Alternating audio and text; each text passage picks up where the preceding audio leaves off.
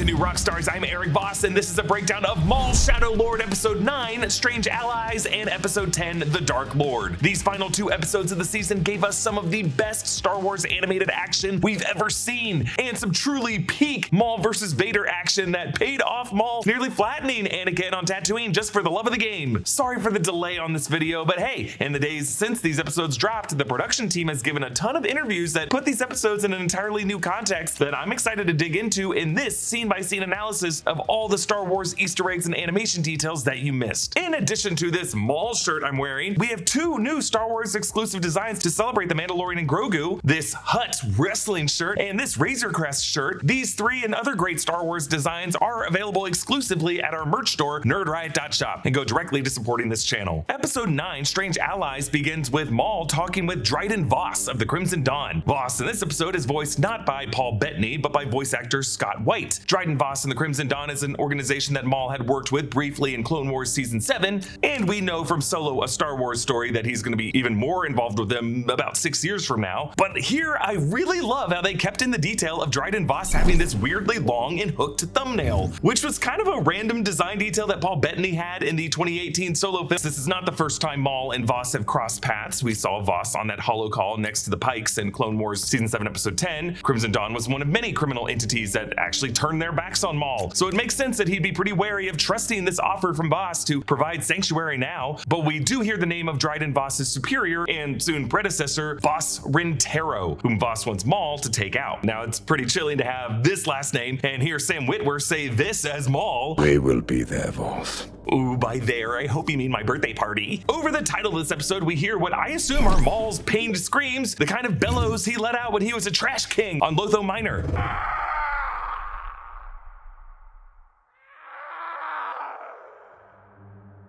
David W. Collins is so good. He's always working in Sam Witwer's screaming into every layer of the overall sound mix of the show, so it wouldn't surprise me if that was the case. Similar to the dreams and visions Ezra Bridger will have when Maul tries to connect with him psychically in Rebels, years after this, we see Maul doing something similar to Devin as she dreams. A kind of forced nightmare that we know Palpatine was doing to people like Anakin during the Clone Wars, and to Kylo Ren in the sequels. Devin tells the others that Maul gave her a vision of their meeting point, a statue of a woman holding a shield and sword, which Brander Lawson identifies as the Janix Armistice Fountain, which memorializes some long ago conflict from Janix's past. Maul probably chose the statue as a way of suggesting a peace between these strange allies. And when we get to this statue, I love the angles of this Lady Justice or Joan of Arc figure of Janix, and how the angles of this metal correspond to the moonlight streaking through this courtyard. This is one of many frames that I would love to use as a background. Spybot hits us with a random booshki-doo as he boots up the holo map.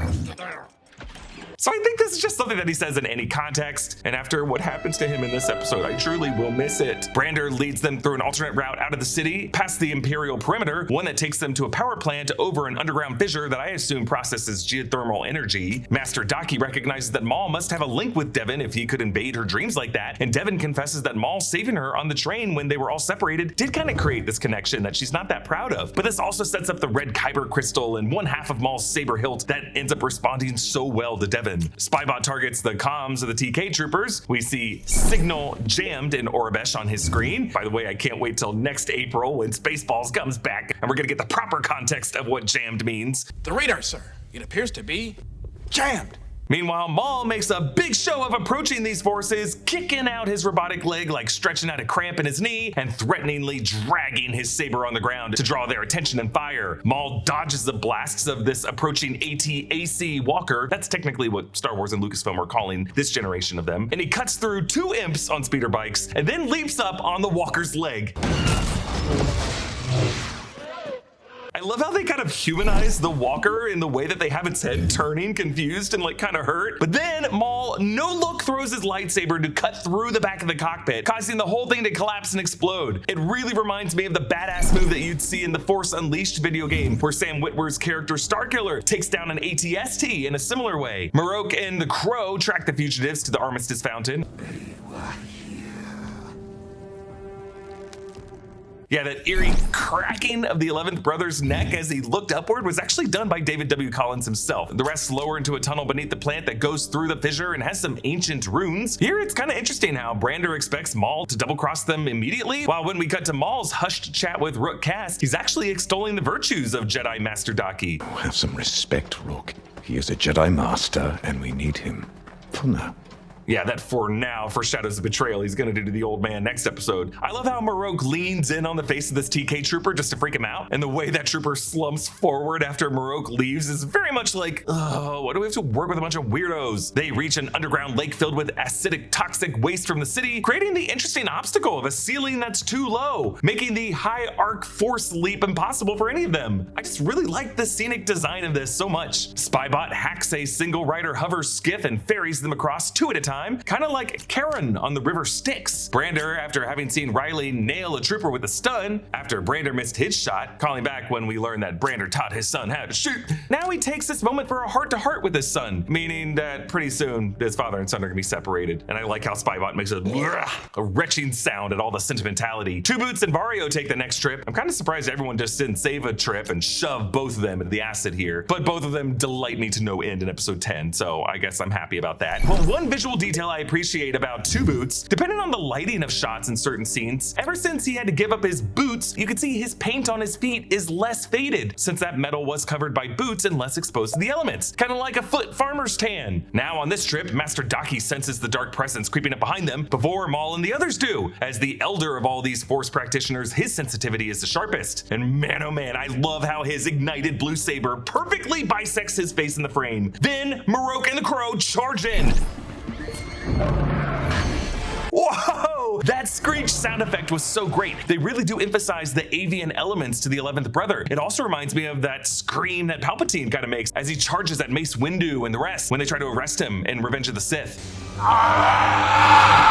But yeah, what we see here is a rare example of seeing characters speed force running, the way Qui-Gon and Obi-Wan do on the Trade Federation ship at the beginning of The Phantom Menace. It's so cool to see here, in the way their lightsaber plasma whizzes past the camera. Now, 3 red and 2 blue sabers, plus the blaster fire, just do wonders to illuminate this murky setting into something visually stunning. In this saber duel, we get this unforgettable shot that really deserves to be on a mural at Lucasfilm's offices. I mean, good God, just the diagonals and the way the contrasting red and blue light reflects on all the surfaces of their limbs. The Jedi in the middle with their single blue blades that form perfect parallel diagonals in the frame, each of those blades repelling one half of the Inquisitor's blades whose higher halves are parried by Maul's 2 blades. It's really the prettiest rhombus I've ever seen, and you can practically hear all of the kyber crystals in these hilts kind of singing in delight at being able to share in this dance. Maul and Marok talk some shit about being pawns of Darth Sidious, and Marok makes him pay by clocking Spybot and doing this.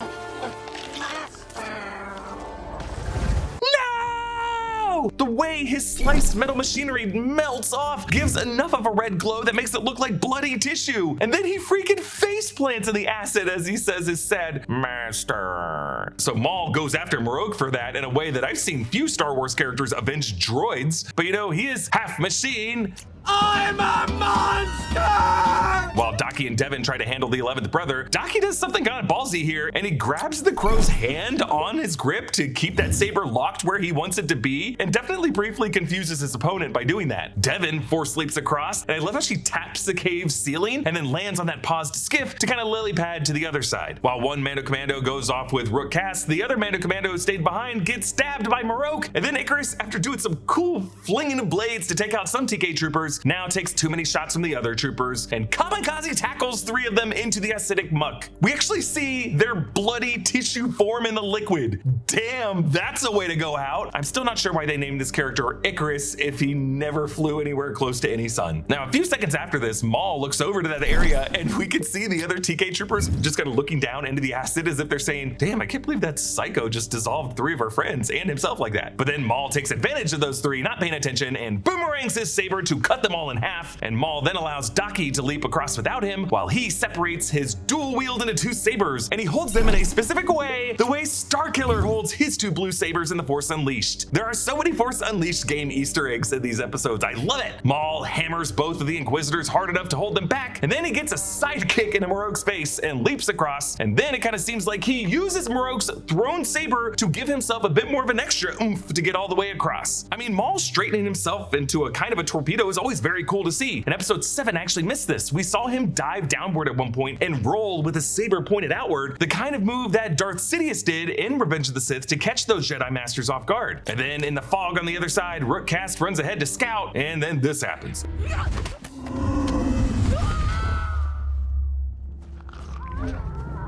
Oh my god. Star Wars influencer Luke's Outpost interviewed Rookcast voice actor Vanessa Marshall, who apparently was asked by the Lucasfilm animation team how she wanted Rook to die, and she told them that she wanted Darth Vader to rip her lungs out of her mouth using the Force. And apparently that is the sound that we heard just there. And then after a few agonizing seconds of silence, we finally hear it.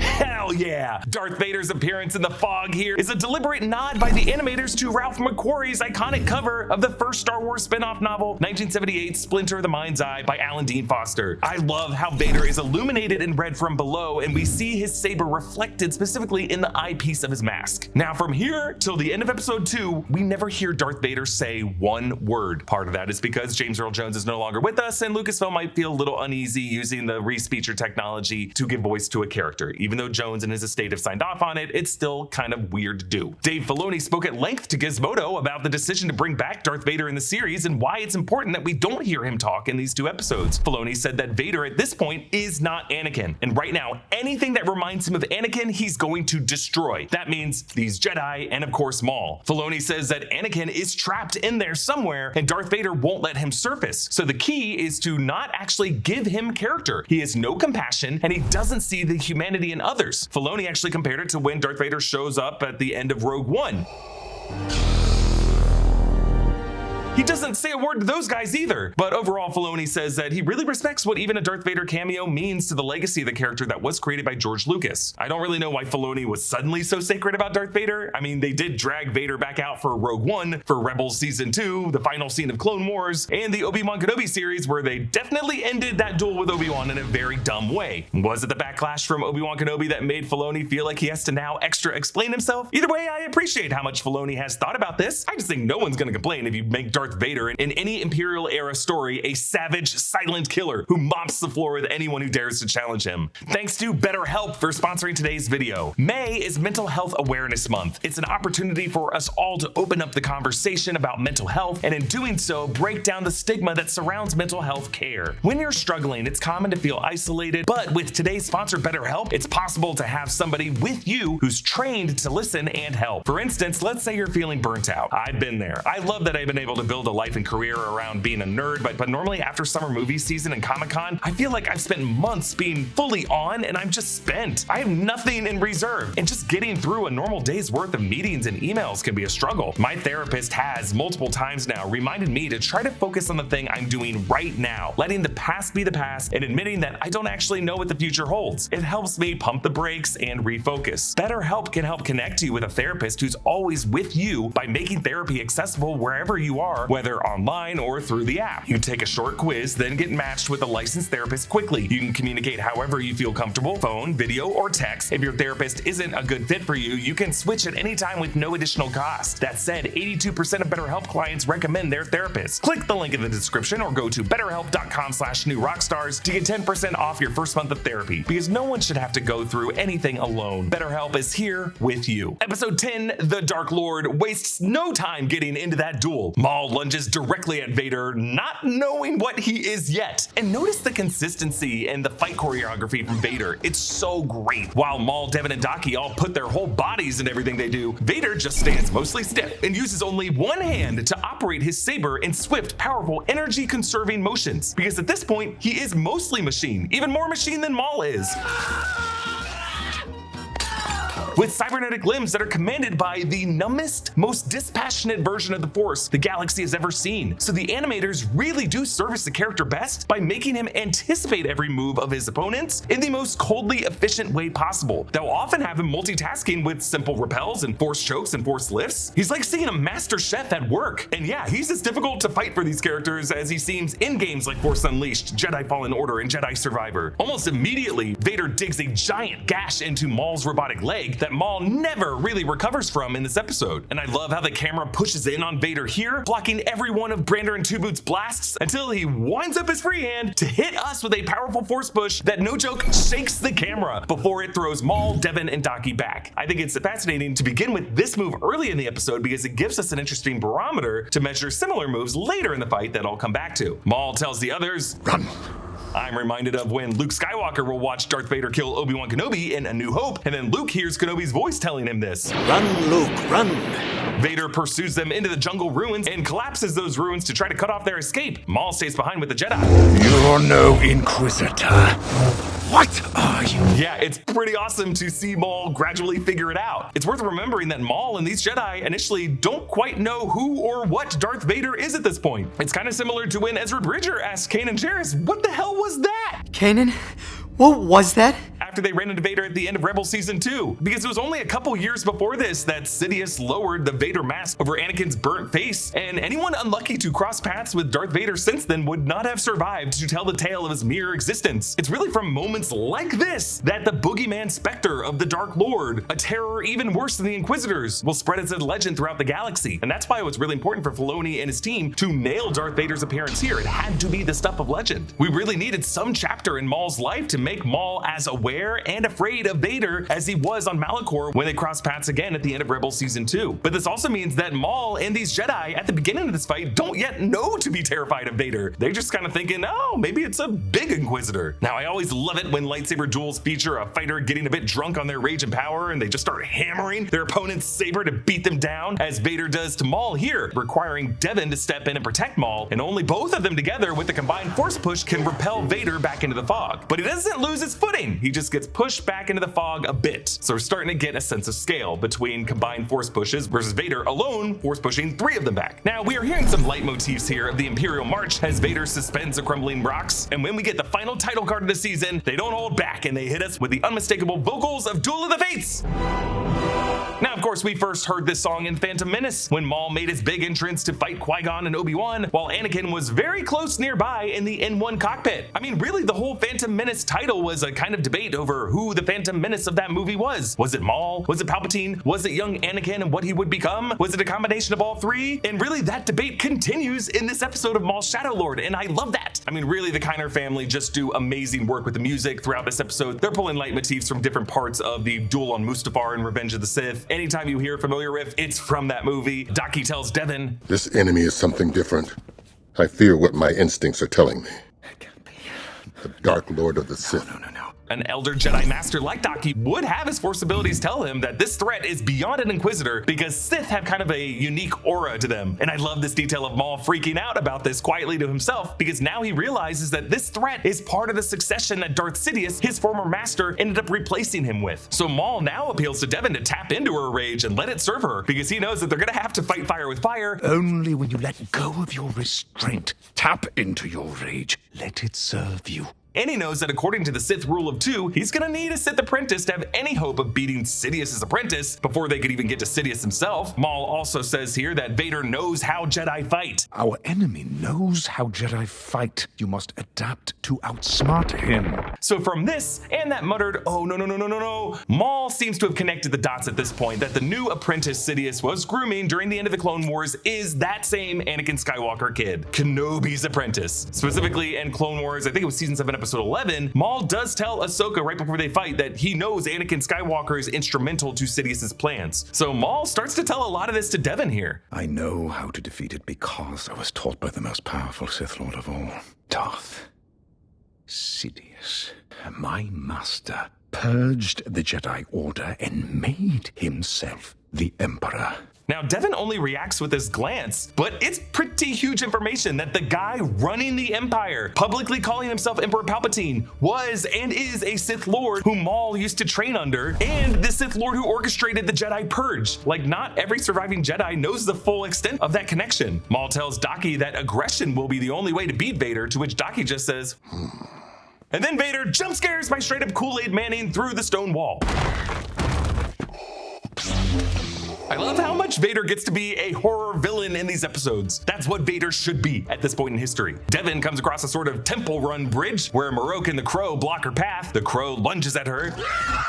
Again, there's kind of a bird-like caw to that sound effect. I love it. Brander, Riley, Vario, and Two Boots find a shuttle in the fog, but it's not Voss's shuttle. That's Darth Vader's Lambda-class T-4A shuttle. Wow. Everything Vader in this episode has to creepily loom in from the fog. Maul locks sabers with Vader on the bridge, and Vader's helmet looks huge as he's looming down on Maul in this shot. A question I have though, where is Vader's left hand slowly moving in this moment? Is Vader just kind of lovingly placing his hand on Maul's exposed chest? If so, that makes Maul's narrow-eyed sneer kind of hilarious in response. Meanwhile, Daki gets a solid kick squarely in the 11th brother's chest, and Daki and Devin flee, and I like how in this moment Marok and the Crow just kind of look at each other like, bro, what just happened? Like, I'm telling you, this final episode is intense with non-stop great action, but if you watch it closely, there are some hilarious little random bits that the animators snuck in to liven it up. Like here, when the others flee the Lambda class firing down on them through the trees, they all get to this safe covering beneath some trees and they take a breath, but then Vario does a pointless belly flop and roll.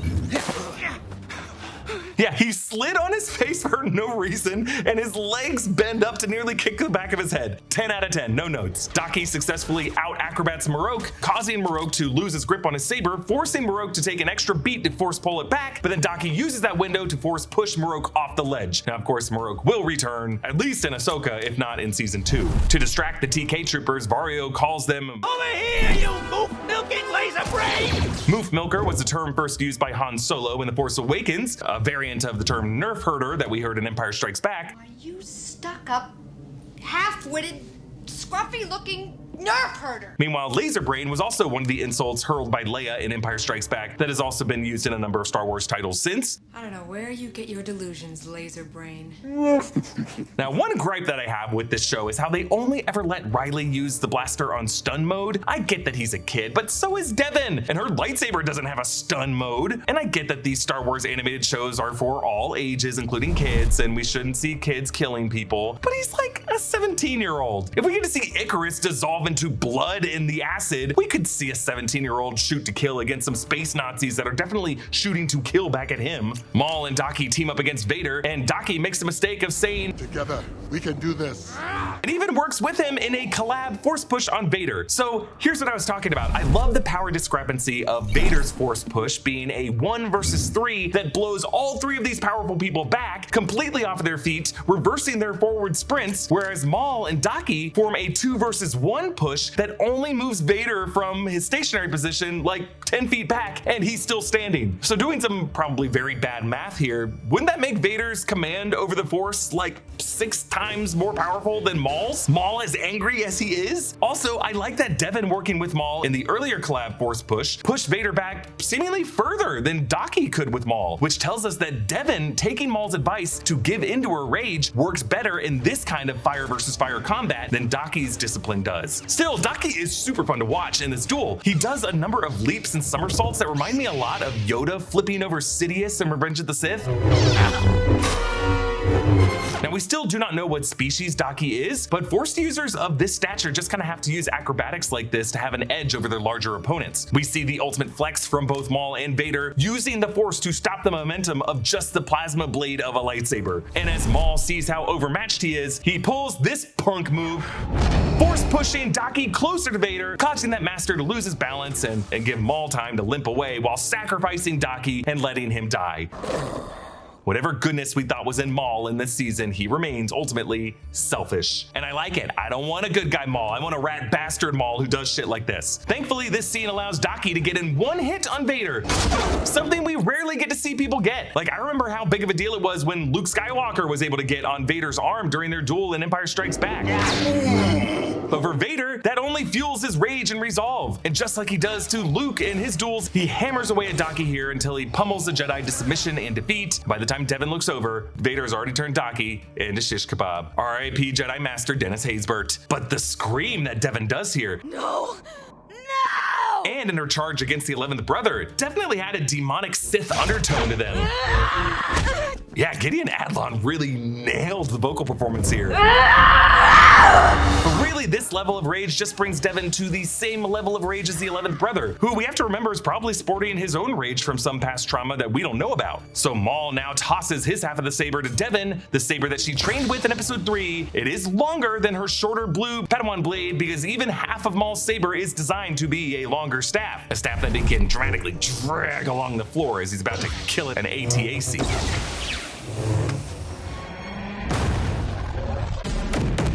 Now, the next few seconds, even though they're cut off by the edit, are some of the most fluid 2-on-1 moves we've seen this whole season, as the two Kyber crystals are now working in tandem together. Voss's ship arrives, but Brander sees Riley needs cover, so he takes the heavy blaster and gives cover and seems to die. He does take some shots here, but we never see him fully collapse. He just kind of walks forward into the fog. I think he's still alive, just because there was that weird earlier shot where Brander looks down to see what Maul does to Daki. So I think we're gonna pick up with that when he's still alive and ends up telling Riley and Devin what he saw. And maybe in season 2, that will lead Devin to turn on her master. Meanwhile, Maul watches pretty proudly as Devin gives into her rage and gets a slash on the crow's leg. And then this dude kind of just cries and runs home like a kid taking his ball and going home. Devin chases, but then Vader springs out.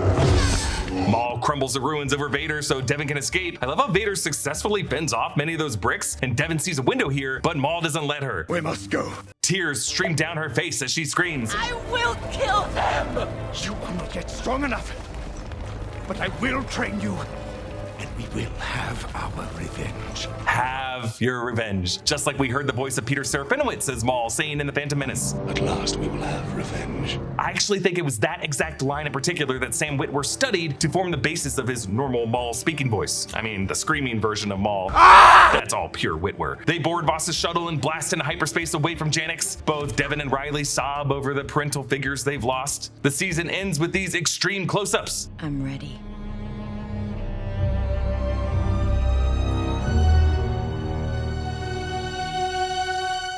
This close to Maul's face, you can only really see the brushstrokes, as if Devin is looking only at this part of his face, and all the lines are getting blurred by angry tears. As we look ahead to season 2, the creators of the series told Games Radar that they have heard the theories that Devin is being set up potentially to turn into Darth Talon as an adult. Brad Rao said, "We can't give away too much. We've heard a lot of the fan theories and speculations, and we are fascinated by them. We'll just put it at that, leave it at that." Oh yeah, we're getting Darth Talon, I know it. Hey, I'm so grateful to all of you for watching New Rockstars coverage of Maul Shadow Lord this season. I know I've kind of had my unique approach to appreciating this show. I really enjoyed it. I loved living in the animation every week. I'm sorry that it took me so long to get to these final 2 episodes, but the fact that you've watched this long, all the way to the end of this video, means that you're one of the real ones, and I'm just so grateful for all of you. Comment down below with your thoughts on this episode and this whole season. And a special thanks to one of our In Our Underground subscribers, Jeremy Dunham, for supporting us at the executive producer level. You can get all of our exclusive bonus content, like my recent rant over how much I love Animorphs, and I'm looking forward to Ryan Coogler's reboot series. I think I was either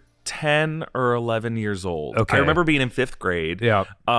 Many of you listening may have had these things called Scholastic Book Fairs. Oh yeah, for sure. That came to schools all over the country. That was how I got into Young Indiana Jones. Oh, yes. Yeah. Well, one Andalite named Elfangor. He actually has a much longer name. For those of you who are listening to this, because I'm the only one who could see Erik hear himself say the name Elfangor and crack a smile. I'm like revisiting my past. It's just so funny watching you hear your younger self out loud and still experiencing the same childhood delight. An exclusive benefit podcast that you can get only by clicking on the link in the description below or going to nrunderground.supercast.com. Big thanks to Studio Tech Brian Kim, New Rockstars editors Joshua Stephen Hurd and Abby Freel, and all the supporting editors for their work on this video. Follow me at EA Voss and hit that subscribe button. Thanks for watching, and I'll see you next time. Bye.